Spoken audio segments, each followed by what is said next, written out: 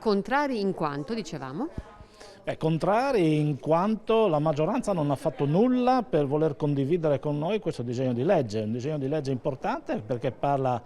della sicurezza civica, parla della polizia locale, parla dell'impiego di volontari. Siamo contrari in quanto l'impostazione che l'assessore prima e la maggioranza poi ha condiviso è un'impostazione che di fatto crea una sorta di corpo di polizia regionale, lo allontana dai comuni, dalle comunità locali, dalle competenze dei comuni ed inoltre a fianco a questo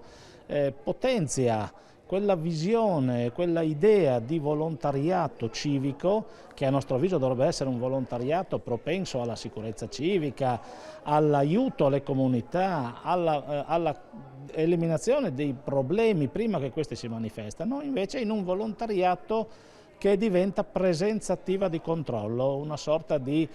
occhio lungo che guarda, che osserva, che valuta il rischio della violazione della legalità senza averne probabilmente le competenze e quindi crea questa sorta di sospetto collettivo, oltre che a far crescere una insicurezza, nel nostro avviso, in comunità che è vero, hanno anche i problemi legati alla sicurezza e alla criminalità, ma ricordiamo sono classificate fra le più virtuose, fra le migliori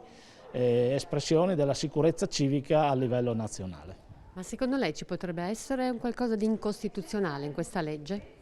Certamente sì, una delle nostre osservazioni che abbiamo più volte riportato è proprio questa visione e questa impostazione che la Giunta regionale dà di una polizia locale orientata verso la pubblica sicurezza. E questo sappiamo essere una competenza esclusiva dello Stato, ribadita in molte sentenze, anche la più recente, come ho citato,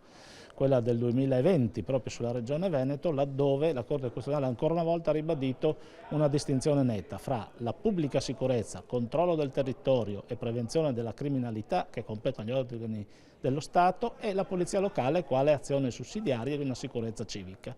E ancora di più in quel caso anche un appunto sul controllo di vicinato che non può essere appunto un controllo attivo sul territorio ma un'operazione di miglioramento della condizione civica delle comunità.